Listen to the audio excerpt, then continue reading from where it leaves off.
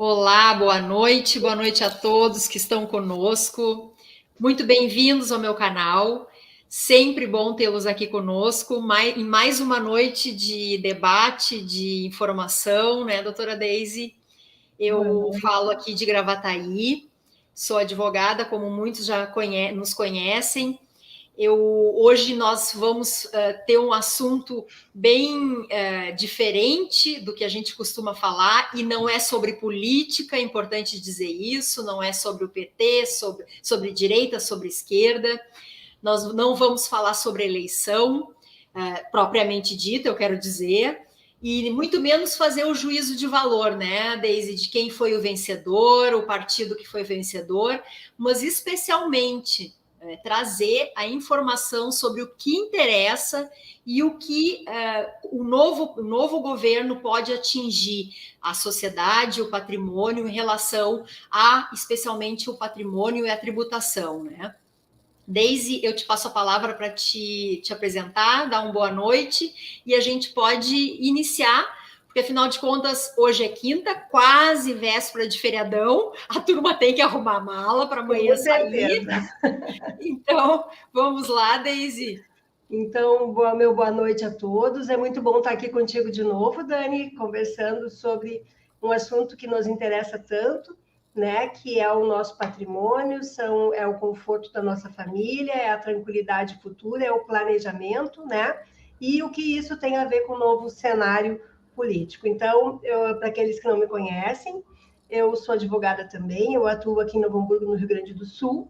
E juntas, eu e a Daniela, viemos fazendo um trabalho já ao longo de alguns anos aí, com planejamento sucessório, tá? Então, Dani, a bola está contigo, vamos começar e espero que a Vamos gente lá. tenha um bom momento aí pela frente.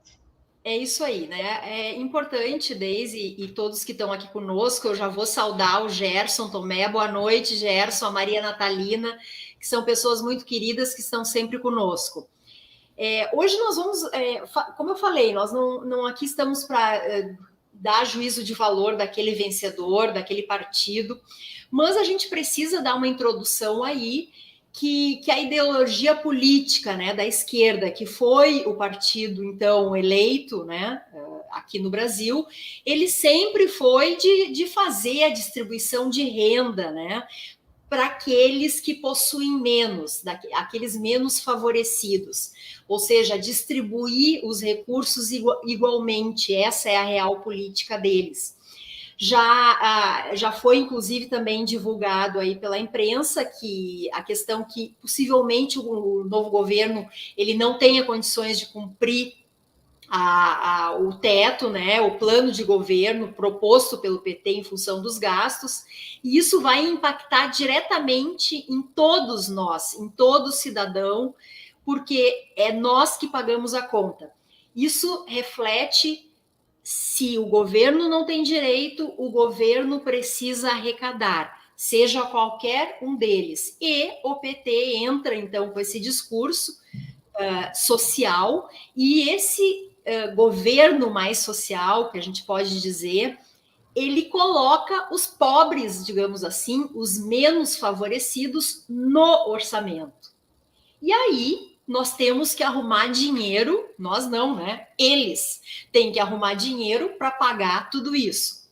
E quem paga tudo isso, segundo o governo, são os super ricos que pagam esses impostos para que os impostos consigam cobrir, então, todo esse programa social, todo essa distribuição de recursos, de renda, como o PT e os governos de esquerda propõem, né? Ao contrário dos governos de direita, então, que têm o princípio de não intervir tanto na relação particular, nessa distribuição de renda, e aí a gente pode citar algumas medidas, a reforma trabalhista, a previdenciária, que os últimos governos, então, propuseram, né? Inclusive, sendo aí questionadas pelo novo governo, para novas modificações. O Lula, por exemplo, agora no último debate, antes da eleição, ele chegou a comentar aí que haverá, então, uma discussão no regime tributário, no imposto de renda, para quem paga até 5 mil reais, ficar isento. Mas é importante dizer que eu imagino que quem ganha até 5 mil reais, né, seja a grande maioria da população brasileira. Quem vai pagar esse imposto dessa turma toda? É aqueles classe média alta. Alguém vai pagar. Então, são discussões, né, Deise, que nos atingem diretamente, porque, como eu falei, a intenção do governo é realmente fazer essa distribuição para que os menos favorecidos paguem menos. Só que, como eu já disse, é necessário tirar de algum lugar. E imposto a gente paga não para receber a estrada melhor, não para receber a escola melhor. Imposto a gente paga para manter a máquina pública. E a máquina pública, além de custear toda ela, tem que manter esses serviços. Diferente quando a gente paga uma taxa, né? Que é a taxa de iluminação para a prefeitura, a taxa de coleta de lixo. Isso é diferente. Imposto, ele não será diminuído nesse governo, né? Assim como em nenhum outro, seja de direita ou de esquerda. Então, são discussões muito importantes que as pessoas têm que avaliar em relação ao patrimônio. E aí, Deise, a minha última questão para te dar a palavra, o que eu quero dizer é que também com a eleição, em relação a todos esses temores, os clientes voltaram a nos procurar e aqueles que estão conosco com o receio de fazer o quê com o seu patrimônio? Bom, o patrimônio, ele tem que continua a ser, tendo a necessidade do planejamento. Então, isso não muda. Ao contrário, e aí a gente pode aprofundar, a Deise vai aprofundar um pouco mais, as perspectivas e as propostas do aumento do ITCMD, que é o Imposto de Transmissão, Doação, Causa Mortes, tá? Então, a Deise vai aprofundar um pouquinho mais isso, mas é importante dizer que essa necessidade e essa preocupação, ela permanece porque há a perspectiva e a grande possibilidade do aumento aí batendo na nossa janela no próximo ano, talvez. Deise, quer continuar um pouquinho? Vamos lá, então. Vamos seguir da onde tu paraste, né, Dani? Pensando, então, nos nossos clientes que vêm buscando soluções, vêm indagando o que fazer com o patrimônio. Eu vou vender, eu vou dividir, eu vou vender tudo e colocar meu dinheiro no exterior, o que eu faço? Eu planejo, eu organizo, a coisa está num ponto assim, bastante turbulenta, né? E para todos vocês e para esses nossos clientes, nós temos dito que, na verdade, em razão dessa necessidade de cumprir com as promessas que foram feitas em campanha, e já sabendo que o orçamento não permite que se cumpra isso, que se cumpram as bolsas Família, Bolsa Brasil e tudo mais que o Lula prometeu e ainda quer de o que já tinha, de algum lugar vai ter que vir o recurso, e como a Dani bem disse, vem da tributação. O que especificamente a tributação hoje aqui tem a ver conosco, né? Esse imposto, o imposto causa-morte e doação, esse imposto que a gente chama de imposto da herança, o imposto que incide pela doação, ele é o imposto que atinge especificamente os eventos morte, o evento doação, e ele interfere no planejamento, né? No planejamento do patrimônio, né? Quando tu vai fazer doação. Então, em vários estados, a gente tem essa tributação diferenciada. Por quê?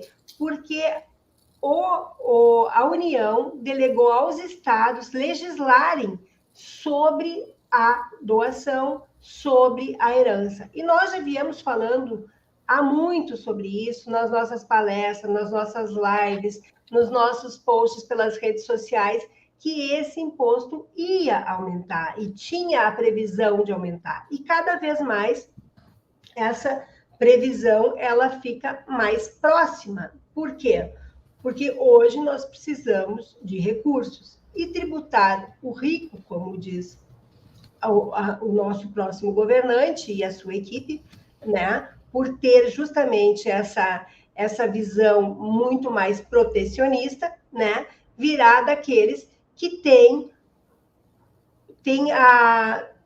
o objeto onde vai ter a incidência, que é o patrimônio, né? Então, nós com certeza, como já viemos dizendo há bastante tempo, né? O patrimônio dos mais aquinhoados, este provavelmente não vai ser atingido. Por quê? Porque já está organizado, já está bem estruturado. Quem vai ser atingido muito pontualmente somos nós de classe média, média alta, né? Que tem um patrimônio lá que eles podem achar que é muito, né? De 2 milhões, 3 milhões, 4 milhões, 1 milhão, mas que, na verdade, nem sempre é aquele patrimônio que se adquiriu na nossa relação de trabalho. Nós podemos já ter dado esse patrimônio, termos adquirido esse patrimônio numa condição de um valor inferior e, por situações diversas, ele atinge um valor maior e ali ele vai ser tributado. Então, nós, assim, para quem não sabe ainda, nós temos um patamar, um teto nacional, que é de 8%. Esse teto, cada estado legisla da forma que entende que lhe caiba, né, ou que lhe seja mais conveniente, né, tendo, por exemplo, no Rio Grande do Sul, a nossa alíquota é progressiva, né, ela vem de uma faixa bem pequena, que é isenta, mas ela logo já atinge o percentual de 1%, vai até 6% para herança, e ela atinge as faixas de 3% e 4% quando nós falamos em doação. Já tem estados que têm uma faixa, uma alíquota, de 2%, como tem estados que já aplicam a alíquota máxima de 8%. Mas, mesmo assim, essa alíquota, ela ainda, se formos comparar a tributação do mundo, é uma alíquota baixa. Mas por que ela é baixa e por que nos outros ela é tão alta? Porque, na verdade, existe uma inversão, né? Nós aqui pagamos menos, mas, em compensação, somos tributados em outras faixas também, como no imposto de renda da pessoa física, como no imposto sobre todos os nossos insumos, os impostos que atingem as relações comerciais, quando outros países essa tributação é mais baixa, mas ela é muito alta na tributação da transmissão do patrimônio, que tem países que chegam à faixa de 60%, 40%, como é o caso dos Estados Unidos, França e outros aí. Então, o que eles têm? Eles têm toda a possibilidade de fazer esse aumento. Já existem tramitando, quem regula isso é o Senado Federal, quem regula esse teto, né, através de resolução. A nossa última resolução tem mais de 30 anos, então, e já desde 2015, o CONFAS já apresentou uma proposta de aumento para 20%. O CONFAS, quem é o CONFAS? São membros representantes de cada um dos estados da federação e mais o Distrito Federal. Então, ali, a unanimidade, eles apresentaram esse projeto.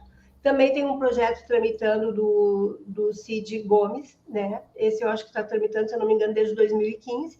É um projeto que o Cid é o irmão do Ciro, né? E a gente também já comentou isso nas redes sociais, porque o Ciro também propagava essa ideia de tributar a herança, né? Porque ali não tem nenhum retorno, simplesmente tributa, né? Não tem o que te dar nada em troca, o Estado... Propagava quando na eleição, na propaganda política, né, Deise? Vamos...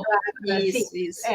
Se ele eleito fosse, era um, então, dos temas que seria exato, discutido e trazido pelo partido dele, né? Exatamente. Então, temos isso e temos mais a PEC, uma PEC que vem da União. E por que a União agora vai se meter? A União quer, em cima desse imposto que vai ser recolhido para os estados, ainda fazer um adicional de 27,5%. Então, esse valor iria para a União. E aí é que a gente começa a imaginar que uma coisa tem a ver com a outra. Então, por que a gente falava? É o Estado que arrecada, sim, o que o governo que vai assumir agora no próximo ano vai nos governar pelos próximos 4, pelo menos, tem a ver com isso tudo, se é o Estado que decide e é o Estado que arrecada. Não, tem essa PEC lá tramitando, talvez, também, e talvez, e imaginamos que sim, essa tramitação que vinha andando vagarosamente, agora ganhe um impulso diferente e vai acabar incidindo a tributação sobre a herança. Então, o que a gente quer dizer com isso? Quer dizer com isso que o momento, talvez, eu digo talvez até por uma educação, mas o momento certo para se movimentar é o hoje. Hoje nós sabemos com que nós estamos lidando. Hoje pode ser ano que vem, até porque nós temos toda uma situação de como isso é feito. Não quer dizer que no dia 1º de janeiro a nova gestão se estabelece e no dia 2 isso tudo vai mudar. Não, a gente precisa de tempo, as regras tributárias ela tem um tempo, né? Ela tem um princípio de anterioridade, ela precisa, então, se ela for feita, for regrada no dia 2, vamos dizer assim, de janeiro, muito provavelmente não, necessariamente ela só passa a valer lá no ano de 2024. Mas nós não podemos mais ser aquele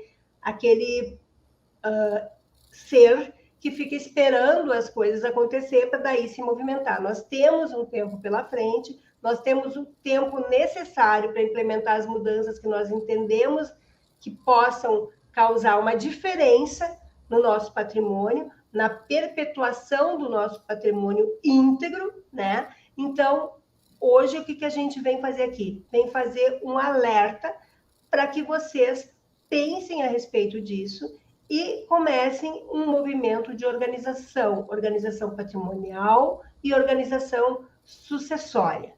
Né? Então, Dani, eu vou deixar para ti falar um pouquinho sobre como é que funciona essa organização patrimonial e sucessória. Isso, eu vou complementar uma questão que tu já aventou, sobre essa proposta do CONFAS, que é o Conselho das Secretarias de Fazenda, de todos os estados, mais o ministro da Fazenda, que essa proposta ela foi enviada no ano de 2015.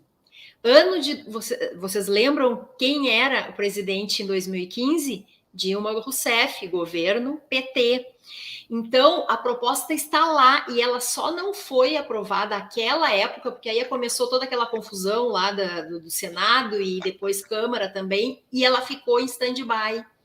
Mas essa proposta está lá desde 2015, governo PT. Então, vejam a importância de ter uma proposta que surgiu lá no governo deles, agora voltando novamente eles, né? Poder, a esquerda no poder. Essa desculpa que a herança, que os super ricos é que vão pagar pela herança, vão pagar mais, isso é uma mentira, porque nós, os mortais, é que vamos pagar o inventário lá no final, aí uma alíquota aqui no Rio Grande do Sul de até 6%, que é muito dinheiro, que representa, no final das contas, só de imposto quase 6%. E vejam que no planejamento, e a gente falando um pouco dele, nós temos aí a isenção, por exemplo, se nós temos patrimônio no exterior. Então, são tantas as possibilidades de planejamento que é possível, sim, fazer esse movimento que a Deise está falando. Sobre a proposta de a outra PEC, que vai tributar a União. A proposta é que a União acrescente mais 27,5%, ela cobrando no imposto de renda com o título da herança. E ainda teremos o ITCMD, que é de competência do Estado. Ou seja, nós vamos ter aí quase 40 e tantos por cento pagando sobre a herança. Isso reflete muito no patrimônio em que a gente passa a vida trabalhando, né? Então, o patrimônio não sobrevive a 2 gerações desse jeito. Não sobrevive, né? A gente espera aí que os nossos filhos eles fiquem seguros e fiquem assegurados, que possam ter uma condição talvez melhor do que a gente teve, porque a gente trabalha muito e a realidade deles no futuro será outra. Hoje o mundo está muito competitivo, muito difícil e muito caro, então esse patrimônio que eles recebem já é uma grande ajuda, tá? E aí, falando um pouco de planejamento, são várias as ferramentas que nós temos. A gente comenta muito sobre a holding familiar, mas também existem outras ferramentas que são para aquelas famílias que não necessariamente precisam, então, ter uma empresa para administrar o seu patrimônio, ou famílias que possuem uma casa, um filho, e gostariam de fazer uma medida mais ainda econômica, mas ainda assim evitar o inventário. E nós temos aí seguro, nós temos VGBL, PGBL, que são planos que propiciam ainda também, prestem atenção, ainda porque é um assunto muito, muito polêmico e que está no STF para ser batido o martelo, ainda não é tributado quando lá do inventário. Voltando no seguro, ele não entra no inventário, é importante dizer isso. Ele não tem caráter lá no momento da tributação, ele não entra. Então, assim, são ferramentas que podem ser aliadas individualmente, em conjunto, depende da situação, por isso a gente também sempre ratifica a necessidade de uma consulta com a família, essa consulta a gente chama de sessão de viabilidade, para a gente entender a estrutura da família e a familiar e a patrimonial, para que a gente possa compor essas possibilidades, né? E evitar, então, aí o inventário. Que eu posso dizer mais de vocês? Essa questão que os clientes estão nos trazendo hoje, eu tiro meu dinheiro do banco, eu deixo meu dinheiro no banco, eu vendo meu patrimônio. É prematuro nós não somos analistas políticas e econômicas, né? Nós somos advogadas e trabalhamos com planejamento. Importante dizer, assim, que não vai ser da noite para o dia que os políticos vão dizer que vão acabar com o direito de herança. Aliás, para mim, quase impossível isso. Vão dizer que a gente tem que dividir a nossa casa com outra pessoa, porque eles, lá no poder, eles têm muito patrimônio. Inclusive, a gente pode dizer que muitos políticos, como Fernando Haddad, como Ciro Gomes e assim por diante, inclusive nosso atual presidente da República, possuem empresas com o cunho de administrar o seu patrimônio, ou seja, holding familiares, que nessas empresas eles administram o patrimônio, eles fazem a sucessão. Então, como eles têm esse interesse, é pouco provável que da noite para o dia se termine com tudo. Mas o risco da tributação, esse sim é eminente. Né, Deise? Então, por isso a gente recomenda e a gente faz esse alerta, e por isso nós fizemos essa chamada também para a live em função da eleição, porque é assim, as pessoas, nós com o planejamento que temos agora em andamento, as pessoas vieram nos questionar, né? Será que esse é o melhor momento de prosseguir? Não é só o melhor momento, é o momento, porque ainda a nossa legislação e a nossa tributação permanece. Ano que vem, nós não sabemos o que acontecerá. Quando eu falo também, e a gente fala em planejamento, eu não estou querendo dizer que obrigatoriamente as pessoas têm que hoje, amanhã, abrir uma empresa. De forma alguma. Nós fazemos um trabalho para evitar o inventário. Lembrando que, né, dentre essas ferramentas, o testamento, por exemplo, que é uma ferramenta muito tradicional e muito conhecida, né, porque muito antiga e muito usada, por exemplo, na pandemia, ele não evita o inventário. Nós faremos um procedimento no judiciário para abrir esse inventário feito lá no cartório, vai ter que se pagar custas, vai ter que se pagar sim advogado, vai ter que pagar o imposto, esse que nós tanto falamos. Então, é por isso que a família precisa pensar, porque às vezes a família, hoje até nós atendemos uma família que a gente tinha feito um primeiro desenho, mas as coisas vêm surgindo ao longo do desenvolvimento do trabalho que nós vamos alterar. Isso aconteceu hoje, uma reunião de manhã comigo, a Deise e a família. Então, para vocês entenderem que as coisas elas são muito ativas e as pessoas precisam parar agora para pensar, para pôr em prática. Né, Deise? Exatamente. Tu ia falando e ia me lembrando da nossa família hoje de manhã, né? A coisa vai, espicha a corda daqui, espicha a corda dali, e a gente achou a solução, de novo, que fica mais adequada frente à nova realidade que vem por aqui. Por quê? Porque eles estavam assim, vou vender tudo, não quero mais nem fazer nada, estou indo embora, vou levar tudo embora, e a gente consegue acomodar as coisas dentro de um compasso natural, normal, abrindo todos os guarda-chuvas, vamos dizer assim, de proteção para aquele patrimônio, para que quando ele chegue no destino dele, e que a gente sempre espera que seja a longo tempo, né? Ele chegue da forma que ele tenha que chegar, íntegro, né? Mas o planejamento em si, quando a gente fala em planejamento, ele não se resume só na sucessão, ele começa no momento anterior, quando a gente faz o planejamento do patrimônio. Naquele momento que a gente resolve a gente também já falou sobre isso, mas vamos aproveitar aqui, já que a gente tem um tempinho, né?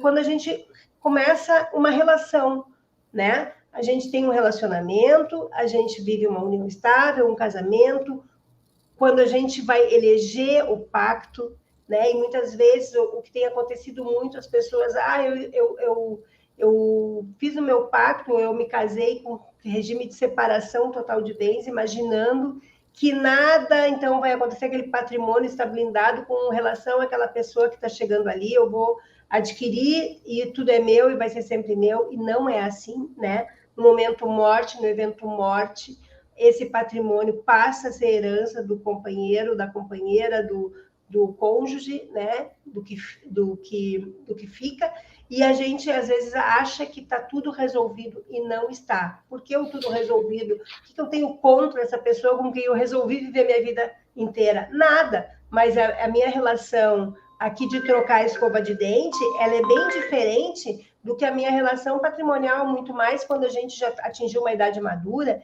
e que a gente já tem filhos e que a gente pensa que quer proteger aquela unidade, né? E que cada um aqui, com as suas forças, vai adquirir o seu patrimônio. Então, ali, a gente já está fazendo planejamento, muitas vezes sem pensar, né? Então, é importante que as pessoas pensem a respeito disso e se decidam a respeito disso, e tudo bem para que lado ela for, mas sempre sabendo o caminho que ela escolheu e aonde esse caminho vai dar. Isso é muito importante, né?